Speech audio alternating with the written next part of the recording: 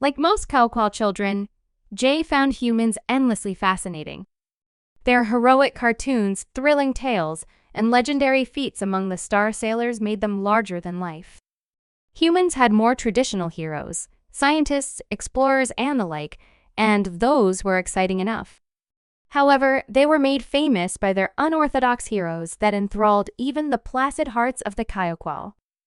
These warriors, vigilantes, adventurers, and other such dynamic characters were certainly unorthodox, but they still enthralled children and adults alike. However, Jay actually knew a human, unlike the vast majority of her friends and classmates.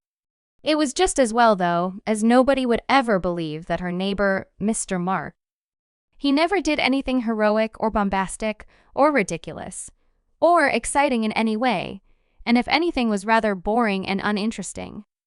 Bent over with age, even on what Jay understood to be low gravity to humans, Mr. Mark spent most of his days plodding around in his orderly front garden tending to delicate flowers and finicky shrubberies, but he also made sure to always say hello and keep up with the little doings of the neighborhood.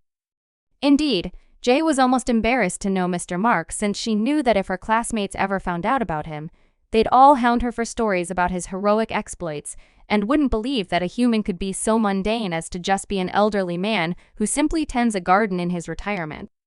So far as J.I. or anybody in the neighborhood was concerned, the only thing about Mr. Mark that was stereotypically human was his diminutive stature. Even their famed friendliness seemed lacking in him, which wasn't to say he was unfriendly. It was just that the man seemed somewhat introverted and reluctant to discuss what led him to living on a planet so different to where he was born and raised, surrounded by what to him was an alien race. Just so he was so unrelentingly ordinary that Jay at least simply never thought to ask. A human might think it strange that she never thought to ask how he got a deep burn scar across his cheek, or why his cane's slender and well-worn cane looked like it was topped with a standard-issue RNI bayonet handle. If Jay had ever been among humans on one of their own worlds, perhaps she'd have known that the meticulous order with which he kept his garden was odd. Or perhaps she'd know that most humans like a lie in just as much as any Kauqual, and that Mr. Mark's pre-dawn routine was likewise unusual. Maybe she'd have looked at the scar on his face and conclude that it was from a laser graze and asked how he'd gotten it if she could picture him anywhere other than among the delicate flowers he tended to so assiduously. Nobody ever ventured to ask, and he never volunteered to tell about anything other than the mundane village doings of the neighborhood. But maybe those who knew that much knew not to pry. More to the point, Jay couldn't remember a time when Mr. Mark wasn't her neighbor. To her, a human waving to her as she walked home from school and asking how her day had been was completely normal, even if every story, picture, video, stream, or other example of far-off humans was unrelentingly exciting and dynamic. Mr. Mark was just part of the neighborhood, and that's nothing to be terribly curious about. It wasn't until Jay's class went on a field trip to Gratitude's colonial capital that she had any cause to wonder about her neighbor's past. A civics-focused field trip wasn't exactly her idea of exciting in the first place.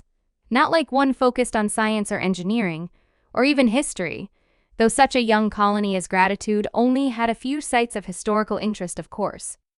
Still, it was a chance to visit a city with a little more activity than her home village. Not to mention the intended purpose of learning about the civic services of the colony and how they function. Important to be sure, but perhaps not the most enthralling of subjects for a girl like Jay. It was this lack of interest which led Jay to wander around the fringes of the tour group during the Colonial Administration Building segment focused on the kinds of administrations the colony had hitherto functioned under and how the current administration arbitrated civil disputes. The various memorials tucked into alcoves around the circular room for that purpose captured far more of her attention than the tour guide's prepared speech about an ongoing case.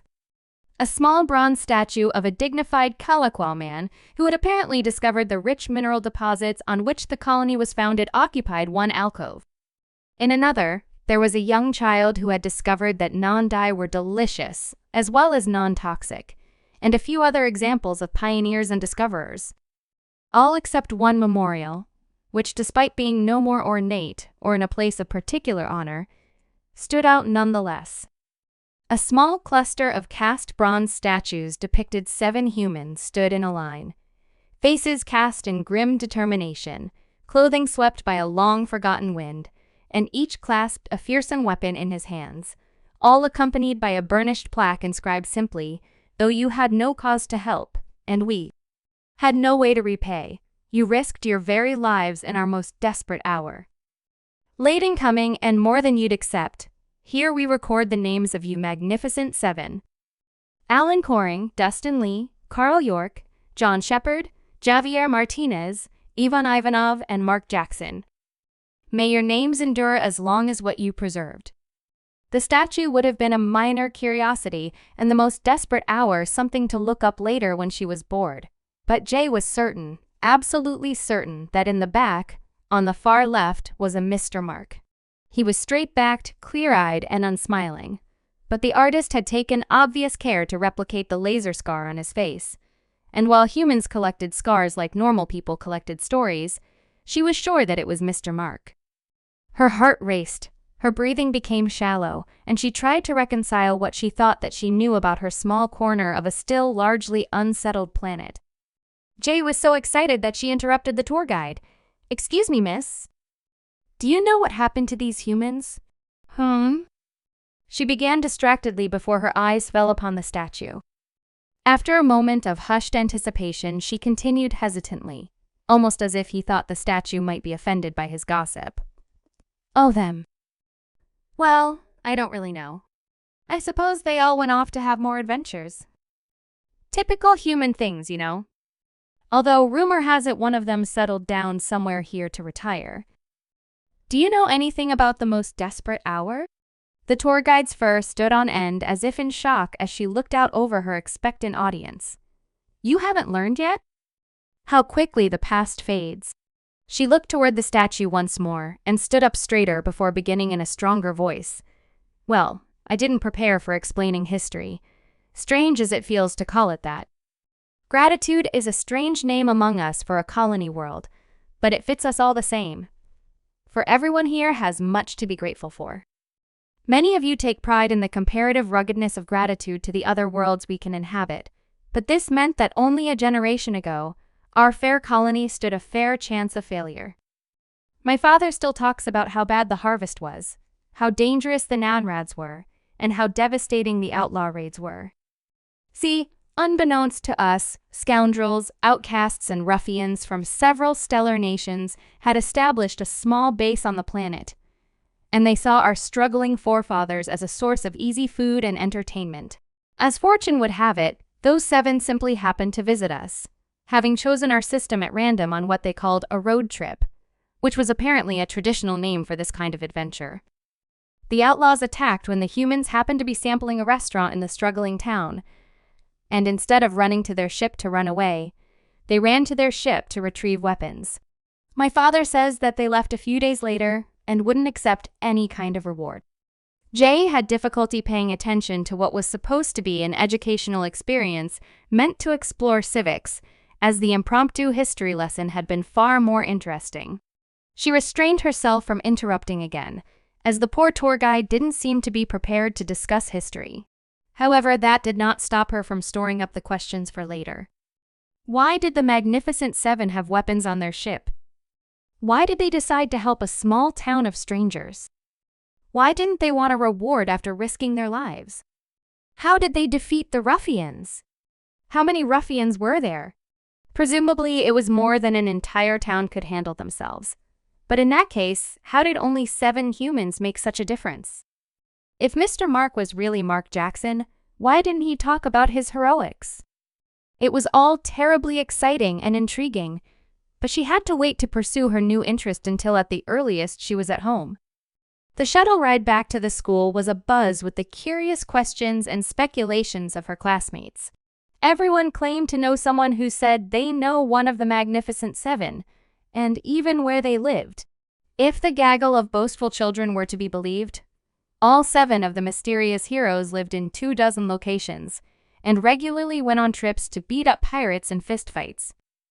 Jay knew better, or suspected better anyway. She spent the ride back ruminating in silence. She spent the walk home from school in much the same way and had resolved to simply let the past lie. When she did finally reach home, as fortune would have it, Mr. Mark was in his garden watering a shrubbery, and she couldn't resist the urge to ask, "Are you Mark Jackson, Mr. Mark?" Jay thought she saw Mr. Mark's shoulders tense under his shirt, and she tried to keep her ears from laying back in embarrassment. Then he sighed and said, "Yes, that's my name." Jay waited a moment, and when it looked to her like Mr. Mark was not offended, she pressed, "Of the Magnificent Seven?"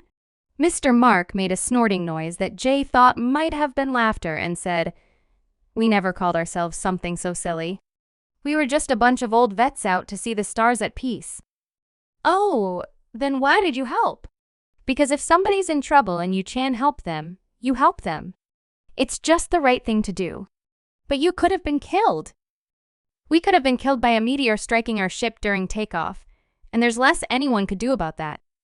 Jaya let her ears lay back from exasperation as she said, "Mr. Mark, please don't make fun of me. I'm sorry, kiddo. I mean that there's always a risk to doing anything, and that's just part of life. The risk to our bodies in order to do the right thing was acceptable. Does that make sense?" Jay thought it over for a moment and slowly said, "Yes, I think it does." "But you're a hero. You have a statue in the Capitol. You could be famous if you wanted." "I could," he agreed tersely. "So don't you want to be famous?" "No. I like my garden, and I like to watch what we saved by a stroke of luck grow and flourish. I don't really need a better reward." "I said that you're a hero. What does that mean among humans?" "Ah, well, someone who does the right thing, even though it costs them, maybe their life. Someone who can look their fears in the face and go forward anyway. Someone who never thinks about what the buddies he left behind owe him for, and generally, an hero won't think that he is one." Jay nodded slowly and asked, "Would you be offended if I asked you about that day and about the veterans you mentioned?" "It's not easy to offend me, kid. I want to know the story." A long moment of silence passed between them before he answered, "All right, I will tell you." "Not for free. You'll have to bring cake." A moment of silence passed between them before Jay said, "Thank you, Mr. Mark. I'll bring some ashore."